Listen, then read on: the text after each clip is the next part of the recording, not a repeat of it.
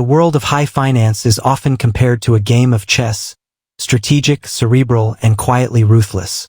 But in 1992, a single man made a move that shocked the entire globe, crushed a national economy, and earned him the infamous title of the man who broke the Bank of England. That man was George Soros. This story isn't just about billions of dollars or complex financial terms.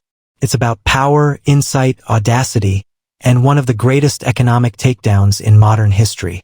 And while it centers on the United Kingdom, its ripples were felt across the Atlantic and around the world, captivating even American investors who had never before heard of currency speculation.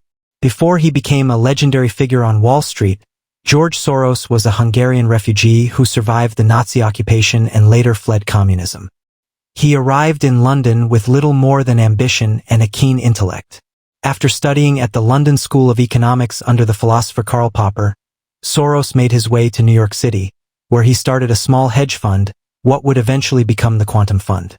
By the early 1990s, Soros was already a billionaire investor, a philanthropist, and a keen observer of global markets. But what he saw unfolding in Europe in the early 90s made his eyes narrow with opportunity. Here's the background.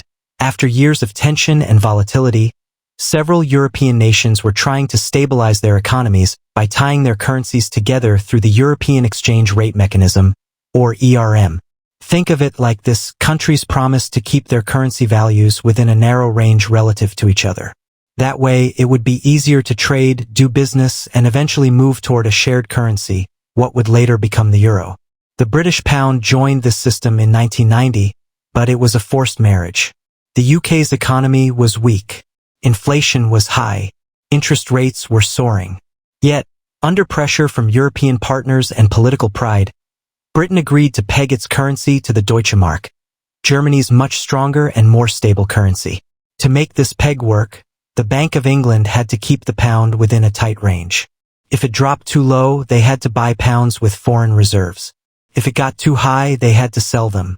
And to attract investors and prop up the pound's value, they had to maintain painful high interest rates. And here's where Soros smelled blood.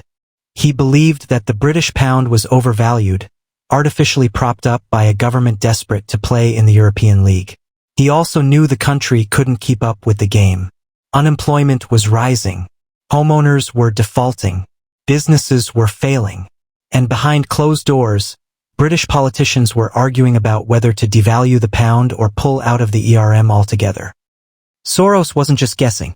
He had teams of economists, political insiders, and financial analysts feeding him information. And all the data pointed to one conclusion: the pound couldn't hold.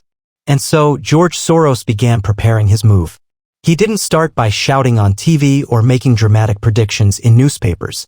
No, he played the long game, quietly and carefully building a massive short position against the British pound. In essence, Soros was borrowing pounds and converting them into other currencies like German marks. If the pound dropped, he could convert those marks back into pounds and repay his original loan at a much cheaper rate, pocketing the difference. But he wasn't just investing a few million. He was betting billions. And he wasn't alone. Once whispers of the pound's weakness began circulating, other hedge funds followed Soros's lead. But he was at the front of the pack, strategic, calm, and completely convinced he was right. The stage was set.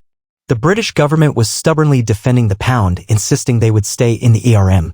But in truth, they were bleeding money trying to prop up the currency. Every day, they were buying up pounds with their reserves, raising interest rates to attract investors and making bold promises to the market. But Soros knew it couldn't last. He was about to launch a financial assault so massive, so decisive, that it would force the hand of an entire government. And on September 16, 1992, the world would wake up to the most dramatic currency crash in modern financial history. The sun rose on September 16, 1992, like any other day in London. But in the financial world, that date would become legendary. It would be known as Black Wednesday, the day the British pound collapsed and George Soros made $1 billion profit in a single strike. Let's rewind the clock just a bit. In the weeks leading up to Black Wednesday, the British government was engaged in a desperate battle to maintain its commitment to the European Exchange Rate Mechanism, ERM. Ministers reassured the public. The Bank of England burned through billions of dollars in reserves to buy up pounds, hoping to stabilize the currency. Interest rates were spiked as high as 10%, with the government threatening to go even higher, maybe 12%, maybe 15%, whatever it took to attract buyers and hold the line. But George Soros had already made up his mind. He wasn't just betting that the pound would fall. He was betting that the British government would fail, that economic reality would beat political pride. In the days before September 16th, Soros's quantum fund had quietly increased its short position against the pound to a mind-boggling $10 billion. It was one of the boldest currency plays in the history of global finance. And it was all or nothing. When Black Wednesday arrived, Soros and his team went on full attack. He unleashed an avalanche of sell orders, dumping pounds in exchange for Deutsche Marks and other strong currencies. Traders across the globe followed his lead, flooding the market with more and more pounds. The selling pressure was overwhelming. And Britain? It panicked. The Bank of England scrambled to buy up pounds, but the demand was just too heavy. For every billion they spent defending the currency, Soros's bet gained strength. The pound continued to slide. Confidence was evaporating by the second. By midday, the British government tried a desperate move. Interest rates were raised twice in a single day, first to 12%, then to 15%. Imagine what that meant for ordinary British citizens, business owners, homeowners, borrowers suddenly facing skyrocketing loan costs. But it didn't work. Investors weren't fooled. The market had already chosen a side, and it wasn't Britain's. Behind the scenes, George Soros watched with calm focus. He wasn't celebrating. He wasn't nervous. He was simply executing a strategy he had studied for months. He believed in what he was doing, and by all signs, he was right. Finally, by 7 p.m., the British government surrendered. Chancellor of the Exchequer Norman Lamont stood before the cameras and made a quiet, humbling announcement: the UK was withdrawing from the ERM. The pound would no longer be artificially propped up. It was now free to float and fall as dictated by the open market. And fall it did. By the next morning, the British pound had plummeted nearly 15% against the Deutsche Mark and 25% against the US dollar. Billions in market value were wiped out. The Bank of England had lost nearly $4 billion in a failed. And fall it did. By the next morning, the British pound had plummeted nearly 15% against the Deutsche Mark and 25% against the US dollar. Billions in market value were wiped out. The Bank of England had lost nearly $4 billion in a failed defense. The country's political leadership looked stunned, humiliated, and angry. And George Soros? He had just made over $1 billion in profit. $1 billion in a matter of hours. The headlines roared. TV anchors couldn't stop repeating it. The Wall Street Journal, the Financial Times, and even Time magazine all carried versions of the same phrase: the man who broke the Bank of England. For Soros, it was both a financial and philosophical victory. He had long believed that markets were not always rational, that emotion, politics, and psychology played just as big a role as numbers and charts. Black Wednesday proved that theory right. The British government had made a political promise that didn't stand up to economic reality, and Soros called their bluff. But not everyone saw him as a hero. Some in the UK branded him a villain, a profiteer who had hurt an entire nation for the sake of a billion-dollar gain. Soros himself later said, "I'm not proud of what happened on Black Wednesday, but I didn't speculate on the pound to help England. I did it to make money." It was unapologetic, cold, and brutally honest. Yet ironically, Soros's strike would eventually help Britain. By leaving the ERM, the UK was able to lower interest rates, boost exports, and start an economic recovery that might have taken years if they'd stayed tied to the system. Some even say Soros did the UK a favor by forcing their hand. But what he really did was change the rules of the game. He showed the world, and especially America, just how much power a single investor could wield when armed with vision, conviction, and courage. George Soros didn't just beat the market that day. He outsmarted a nation. In the days following Black Wednesday, the streets of London looked the same, but behind closed doors, something had changed forever. The British pound was in free fall. Politicians were licking their wounds. The Bank of England had lost billions. And somewhere in New York, George Soros quietly collected his earnings, over $1 billion in cold, hard profit. But the story wasn't over. It was just beginning. Because what Soros did on that September day didn't just shake the UK. It sent a shockwave through the entire financial world, including Wall Street. It was like a light switch had been flipped. Suddenly, every major hedge fund, investment bank, and financial regulator realized something terrifying. A single investor could take on a national economy and win. Let that sink in. Soros hadn't used guns, armies, or political influence. He used information, conviction, and capital. And with that, he cracked the armor of sovereign control. In the United States, finance professionals and government officials were stunned by the scale and precision of the attack. Currency trading, once a quiet corner of global finance, now looked like the wild frontier of opportunity and risk. And hedge funds, once niche, misunderstood vehicles for the ultra-rich, were suddenly being seen as powerful entities with the ability to move markets and, maybe, challenge governments. On Wall Street, some saw Soros as a financial genius, a master strategist who saw a flaw in the system and exploited it flawlessly. Others were more skeptical. Was this healthy capitalism? Or had Soros revealed a weakness that could be abused by others? Meanwhile, in the UK, the backlash was brewing. Public anger surged. The conservative government, already struggling with internal divisions, was humiliated on the global stage. Chancellor Norman Lamont, the face of the failed defense, became a national punchline. And Prime Minister John Major, who had staked his reputation on keeping the pound in the ERM, was left politically vulnerable. Polls plummeted. The government's credibility was shredded. And over the next few years, the Conservative Party would be swept out of power, losing to Tony Blair's new Labour movement in a historic landslide. While Soros didn't directly cause the political shift, Black Wednesday became a symbol of the government's incompetence and denial. But here's the twist: while the British government suffered in the short term, the economy began to recover. Freed from the shackles of the ERM, the UK lowered interest rates. The cheaper pound made British exports more competitive globally. Inflation slowly dropped. Businesses started to breathe again. By the mid-90s, Britain was growing steadily, and some economists pointed back to that fateful day and said, ironically, thank George Soros. And Soros? His quantum fund became the stuff of legend. Newspapers wrote glowing profiles.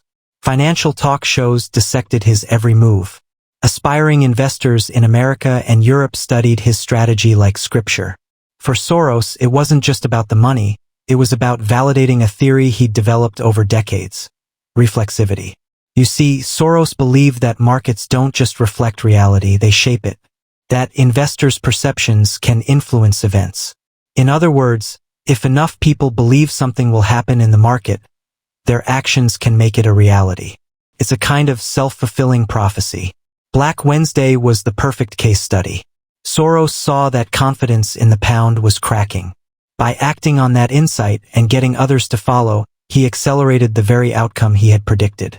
It wasn't manipulation, it was mastery. But with fame came controversy. Critics accused Soros of being a financial terrorist, profiting off the misery of others. After all, millions of Brits lost money, jobs, and homes because of the economic fallout. Some said Soros had too much power, that he represented a growing threat in global finance, where unelected billionaires could shake governments with the click of a button. Soros didn't deny the power, but he insisted he never attacked the pound out of malice. To him, it was a matter of logic.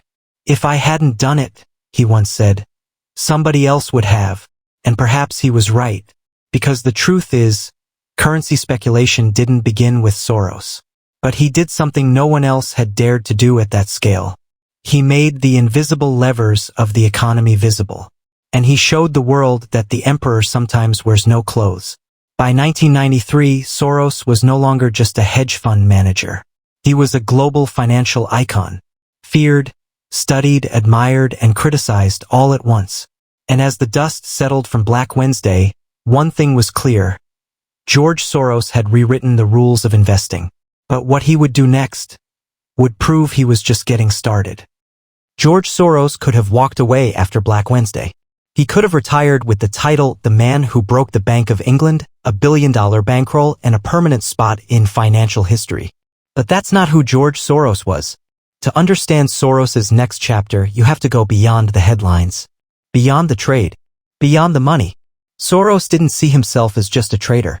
He saw himself as a philosopher. Yes, you heard that right, a philosopher with a Bloomberg terminal and billions in capital. Born in Hungary in 1930, Soros had survived the Nazi occupation, escaped Soviet communism, and eventually landed in England, where he studied at the London School of Economics under legendary philosopher Karl Popper. Popper's ideas, especially around fallibility and open societies, shaped Soros's worldview deeply. To Soros, markets weren't just math and numbers.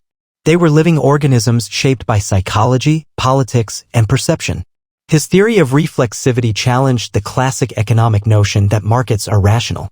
Soros believed markets are often chaotic, driven by feedback loops and herd behavior. And Black Wednesday proved it.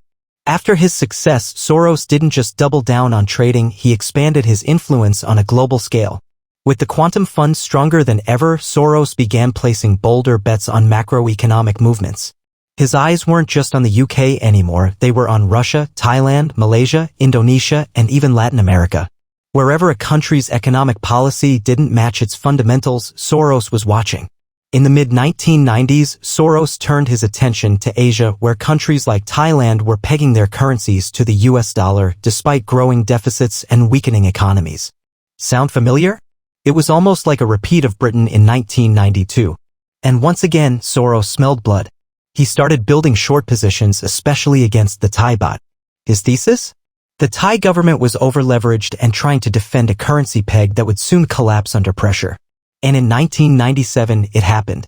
Thailand devalued the baht, triggering the Asian financial crisis, a regional economic collapse that wiped out years of growth and sent millions into poverty.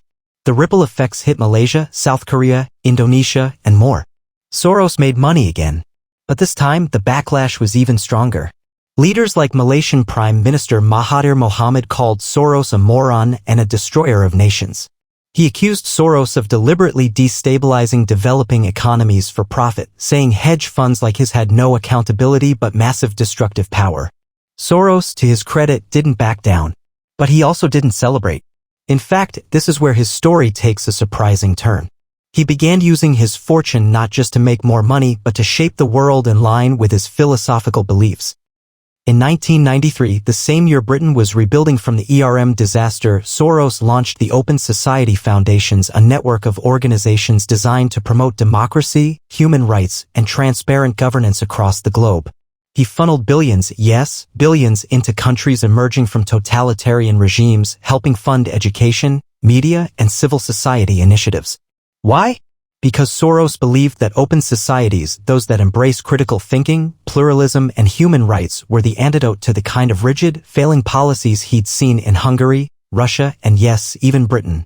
To him, the same arrogance that led governments to defend doomed currency pegs was the same arrogance that threatened democracy. And so, the trader became a crusader. But that dual role, investor and activist, also made him a target. In the United States, especially, Soros became a polarizing figure. His political donations, particularly to liberal and progressive causes, made him a hero to some and a villain to others. Conspiracy theories swirled. Accusations flew. But Soros kept pushing. In an interview he once said, "I am a participant in the market, but I also try to be a thinking man. A moral man. I know what it's like to live under tyranny. I fight for freedom, not just the freedom of markets, but the freedom of people." It was a bold statement. Some believed him. Others called it PR. But either way, Soros was no longer just a trader. He was a global actor, a man whose ideas and actions could shift economies, inspire revolutions, and reshape societies. The man who outsmarted a nation's economy now had his sights set on something even bigger. The soul of the global system itself. By the time the 21st century rolled in, George Soros had become a financial legend, an icon whose name was synonymous with daring trades, massive profits, and world-changing moves. But his legacy is much more than the money. In the years following his global financial battles, Soros took a step back from active trading. The man who once disrupted markets with a few calculated moves now focused on ideas, philosophy, and policy. But his influence on the world of investing never faded. Even as Soros moved to focus on philanthropy, the techniques he pioneered, the macro trading strategies, the philosophy of reflexivity, the idea of self-fulfilling prophecies in markets remained part of the lexicon of every serious investor. To this day, Soros Fund Management continues to be a major player in the world of hedge funds, still influencing the strategies of Wall Street and beyond. But while he was shaking up the financial world, Soros was also influencing global politics and in some ways shaping the very narrative of democracy and free markets. Through his Open Society Foundations, Soros worked relentlessly to support civil rights movements, advocate for democracy, and expose corruption in authoritarian regimes. His foundation played a key role in opening up the former Soviet bloc countries, pushing for free elections, media freedom, and transparency. Yet, this advocacy didn't come without its share of enemies. Throughout the 2000s, Soros became a lightning rod for right-wing commentators and political figures. He was often portrayed as a puppet master pulling strings behind the scenes. Conspiracy theories, from his supposed control of international politics to allegations of manipulating governments, continued to circulate, particularly in the United States. For some, Soros was the epitome of the global elite, using his wealth and influence to push a progressive agenda. But for all the controversy, there's a compelling case to be made about Soros's larger purpose: to push for a more open, fair, and transparent world, not just in finance, but in global governance. Soros's ideas about open societies have inspired countless reforms. His advocacy for freedom of speech, education, and rule of law led to tangible changes across Eastern Europe, Africa, and the Middle East. His work with civil society organizations continues to be a critical part of international development, helping create more democratic institutions in places where power was once consolidated in the hands of a few. And while he was building his financial empire, Soros never shied away from his personal responsibility in the larger narrative of financial inequality. He admitted that, yes, he was part of the very system that fueled the kind of wealth inequality he later tried to combat. Yet, Soros believed that the same system could be reformed from within by advocating for transparency, fairness, and openness rather than abandoning it altogether. But Soros's greatest impact remains his perspective on risk. For Soros, risk was never about blind speculation. It was about understanding the deeper forces at play in global events, psychology, politics, and market behavior. It was about seeing beyond the numbers and understanding how those numbers were shaped by human emotion and belief. His philosophy of reflexivity, that markets are not just reactions to reality but active players in shaping reality, changed the way investors thought about risk. As the world hurtled into the 2008 financial crisis, many of Soros's warnings about the instability of global markets were validated. While others were caught off guard, Soros had long warned that the excesses of global capitalism, exacerbated by a lack of regulation, would eventually lead to a financial collapse. His voice became more prominent during this period, and his words were echoed by those who feared the unchecked rise of the financial elite. Looking back on Soros's legacy, it's clear that his story isn't just about outsmarting a nation's economy. It's about understanding the limits of financial markets and pushing for a more equitable system, one where the power of wealth could be used to shape better outcomes for all. Soros never claimed to be a saint. He didn't see himself as a messiah. But he recognized that power, whether it's economic or political, carries a great responsibility. And over the course of his life, he has shown that it's possible to use that power to shape not just markets, but societies. While his critics continue to cast him as the villain, his supporters see him as a visionary, someone who changed the rules of finance and paved the way for a more interconnected, complex world. Whether you agree with his methods or not, one thing is undeniable: George Soros's influence on both global finance and politics has been seismic. And as we reflect on his legacy, one question remains: what will future generations learn from the man who outsmarted an entire nation's economy?